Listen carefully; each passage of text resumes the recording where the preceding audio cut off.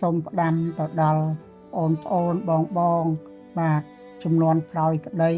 បងបាទចំណាស់ម៉ានក្តីបាទទី1កុំសូវដើរលេងដល់យប់ជ្រៅ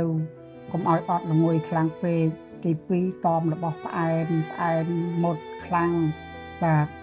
កុំឲ្យហួសពេលដោយរូបខ្ញុំថែទាំសុខភាពផងបាទបើមិនស្រួលយើងទៅពិនិត្យនៅពេទ្យបងប្អូនកុំឲ្យបាទដល់ដំណាក់កាលចុងក្រោយដោយរូបខ្ញុំទៀត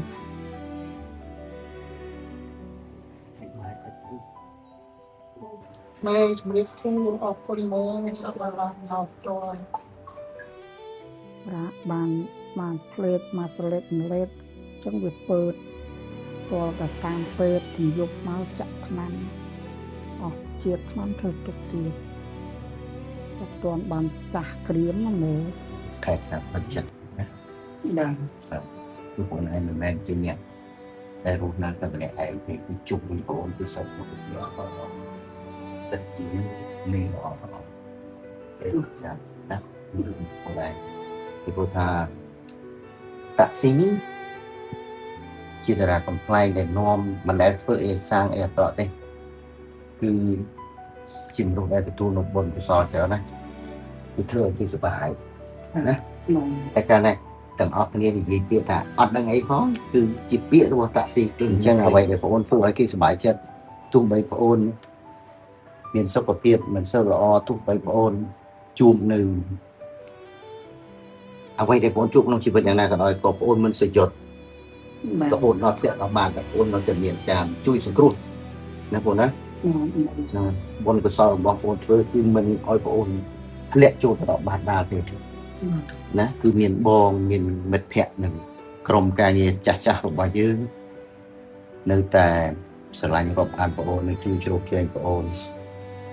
ណាក៏ប៉ុន្តែវាមានគម្លាតខ្លះវាតែងតែកើតមានដោយសារបញ្ហានៃការរវល់តិចតួចកុំយកជាដុំ9ណាហើយយ៉ាងមិនដែរចំពោះការស្នាក់នៅព្យាបាលពីសំណាក់លោកគ្រូពេទ្យអ្នកគ្រូពេទ្យបាទមេអរគុណច្រើនគឺធម្មទីពេទ្យលោកសង្ឃលោកតាមថែទាំមើលការខុសត្រូវអត់ដល់ណាពិសេសអ្នកគ្រូពេទ្យខាងធីតាទៅថ្ងៃមិនថាតែខ្ញុំឬក៏អ្នកជំងឺទូទៅទេបាទតាមឈឺមកម៉ានមក2មក3យប់មកភ្លាមមក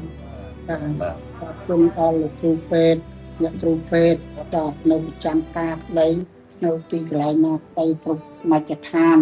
សូមជូនពរដល់បាទលោកគ្រូពេទ្យទាំងអស់សូមជួបតែសំណាងតាមទៅព្យាបាលបាទប្រជាពលរដ្ឋឲ្យបានជាសះស្បើយសប្បាយចិត្តបងអត់ឯកាទៀតទេនេះ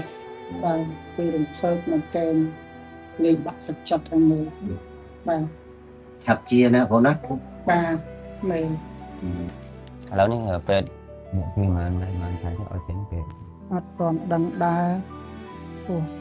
មករបួសអត់ទាន់ក្រៀមឥឡូវយើងអស់ជើងមួយជាងហើយបាទយើងទៅវិញពេលយើងត្រឡប់ពីពេទ្យទៅវិញតើយើងមានមធ្យោបាយអ្វីខ្លះដើម្បីងាយស្រួលក្នុងការធ្វើដំណើរពឹងលើជើងបដិមិត្តឬក៏ជើងច្រត់ហើយមានខាងណាចង់ជួយជើងនោះគ្រូពេទ្យធីតាអត់បានជួយជើងណាអរគុណច្រើនដល់មេនិងមូក្រូចគ្រប់ភ្នំស្រង់ដួងចិត្តអីហ្នឹងបាទហើយនឹងមិត្តភ័ក្តិនៅខាងស្វាយតួដែរខាងអរគុណពួកគាត់ផងដែលបានមកផ្ទាល់ជូនពរបាទមេកាវិទ័រព្រមទាំងមេក្រូភរិយាបងប្អូនមិត្តភ័ក្តិទាំងអស់សូមជួបតែសំណាងល្អសុខភាពល្អ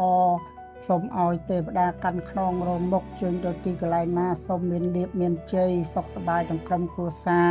បត់ត្រា ហើយថាវិការដែលបានយកមកប្រគល់ជូនដល់នាយតាក់ស៊ីថ្ងៃនេះគឺមិនមែនតែក្រុមគ្រួសារខ្ញុំនិងលោកតាវិទ័រទេគឺយើងទទួលបានមួយចំណែកធំមកពីក្រុមក្រុមភ្នំស្រង់ដួងចិត្តថ្មីសម្លាញ់ក្លោនិងក្រុមមិត្តនិងបងប្អូននៅខាងផ្សារជ្រៃយើងស្វែងតើមួយចំណែកផងដែរហើយនឹងលោក Sky និងក្រុមគ្រួសារនៅខាងរតនគិរីហើយបើសិនជាបងប្អូនមានចិត្តមេត្តានិងសន្តោសដល់នាយតាក់ស៊ីអាចជួយគាត់បានតាមរយៈ QR ដែលខ្ញុំដាក់ជូននេះគឺជា QR របស់គាត់ផ្ទាល់ឬក៏តាក់ទងតាមរយៈលេខទូរស័ព្ទរបស់គាត់ដែលខ្ញុំបានដាក់ជូននៅខាងចុងវីដេអូនេះសូមបងប្អូនទំនាក់ទំនងទៅគាត់ផ្ទាល់ក៏បានដែរហើយសម្រាប់ខ្ញុំនិងក្រុមកំប្លែងក៏ដូចជាមិត្តភ័ក្តិដែលធ្លាប់រាប់អានគ្នាពីមុនមកគឺគ្មានអ្វីបានជួយដល់នាយតាក់ស៊ីទេគឺមានតែចិត្តអាណិតនិងស្រឡាញ់និងស្រណោះអនុស្សាវរីយ៍ដែលយើងធ្លាប់ដើររួមជាមួយគ្នាលេងកំប្លែងជាមួយគ្នាកាលពីគ្រាមុនពាក់ព័ន្ធនឹងរបួសថ្មីបងប្រើទៅវាអត់កើតទៀតទេអត់កើតតទៀតទេហើយតែហត់ដូចជើងអីបើបងប្រើត្រូវតែហត់បើយើងទៅត្រូវជួយបានខ្ញុំហ្វ្រីជូនបងប្រើមួយជីវិត